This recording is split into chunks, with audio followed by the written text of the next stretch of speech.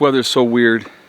Literally just a little while ago, see those dark clouds over there? There's still some over here. Rain came through, hit the area. I was going to start cutting grass today. I think I'm going to have to wait till tomorrow now. But and hopefully we don't get any rain tomorrow. We'll see what happens with that. But yeah, the weather's been crazy. So, but we're catching up on, we were in a deficit for rain. I don't believe we're in a deficit anymore. We've had quite a bit of rain happening here at the homestead, so hasn't been bad at all. Anyway, all right, I have a question for you guys. All right, this video is about questions. I always have questions. I have 1,000,001 questions. So the question that I have is, are you where you want to be? So what do I mean by that? Are you where you want to be?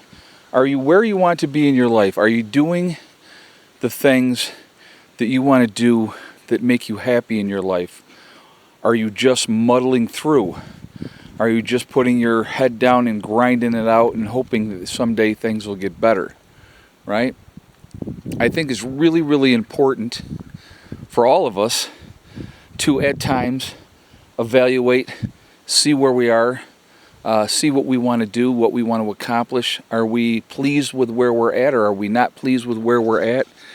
We need to think about those things.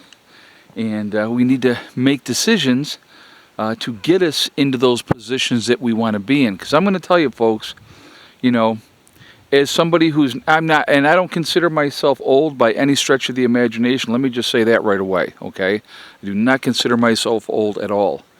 But as I get older, all right, so that's a good way of putting it, right? As I get older, I realize, you know, time is not on our side with where we want to be, what we want to do in life, and what we want to accomplish. I'm going to tell you, I like I said, a lot of what I deal with and what I think about and how I process things and all those type of things goes by my own life experience.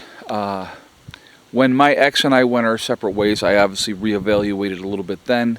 I changed things up. You know, I needed to have more time with the kids, you know, because I was taking care of the kids and doing that. So I had to change a few things. And so I did what I had to do at that point in time. The biggest thing for me, the biggest self-awareness, if you will, was when I was diagnosed with cancer. And, you know, some of you, you know, may not think cancer is not a big deal. Some of you know that it is a big deal. In my family, especially on my mother's side, people die in my mother's side of the family from two things. We die of cancer and we die of old age. That's it. There's no in between, no happy medium. One or the other kills us, okay? So when I was diagnosed at 50 years of age with cancer, that will make you seriously sit down, reevaluate, prioritize what's important, what's not important. At the time of my diagnosis, my twins were almost 13 years old. And I remember, you know, at the time, you know, Heather was really upset, obviously. And, you know, her biggest, you know, her concern was, she goes, Dad, she goes, you know, if something happens to you, we'll have to go back with Mom. And I remember at the time looking at her and saying, don't worry, I'm not going anywhere. And, you know, you can't always say that in all confidence in that type of situation because you don't know. But I felt with the, you know, attacking it, getting it taken care of, doing what I needed to do to get rid of it, and, you know, and all those things. And, you know, here we are 8 years later, and I'm still here. And cancer-free as well. So that's, you know, that's a good thing. But it will really make you sit down and reassess your priorities, what's important. You know, chasing that almighty buck is not always the most important thing, folks. It's really not.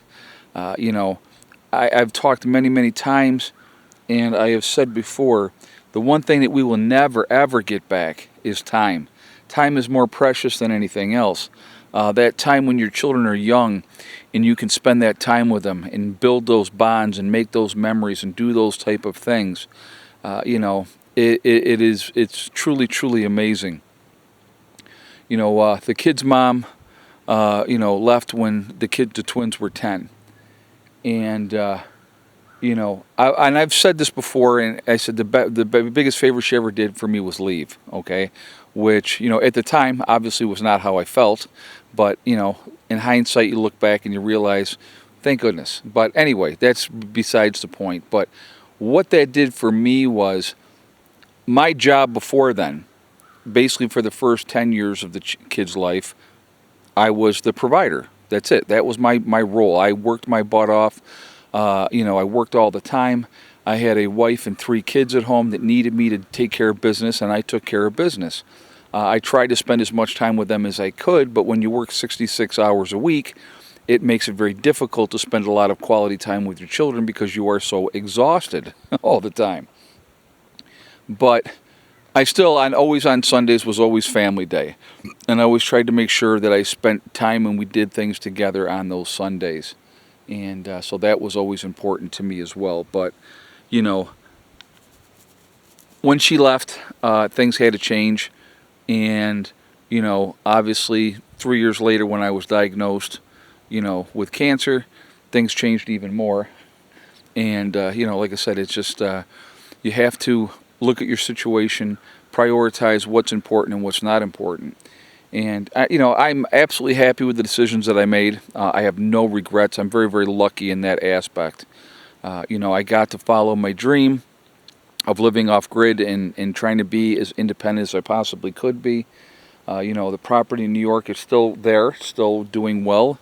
My sister and my daughter are there, and they're taking care of things. And so it's a good situation up there for them.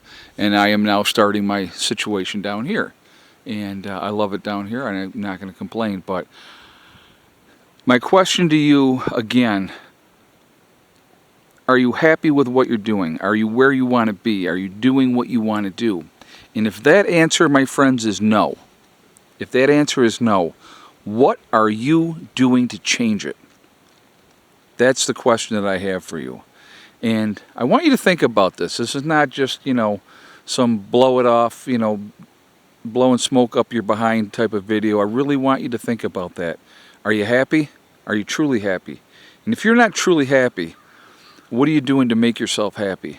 Right? Where are you putting yourself in a situation where you can do something about it and put yourself where you can be in a happy situation?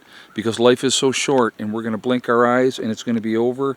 And I don't want to live my life with a bunch of regrets. I really don't. So anyway, guys, listen. I am going to jump off of here for now. I hope everybody is doing well. I hope you guys are having a great day.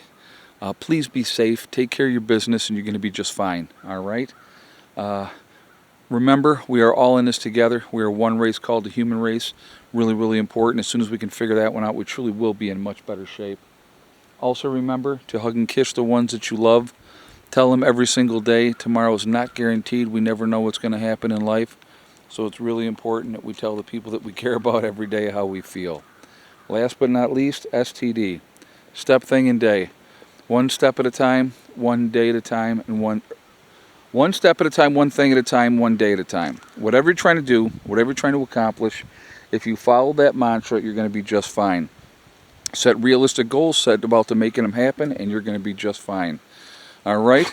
I will talk to you all later. Have a great night. Prepper Nurse 1, out for now.